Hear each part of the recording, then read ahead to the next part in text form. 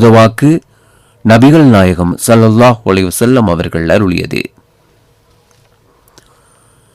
ஏழைகளை விட்டுவிட்டு செல்வந்தர்கள் மட்டுமே அழைக்கப்படும் வலிமா மனமிருந்தே உணவுகளில் மிக தீயதாகும்.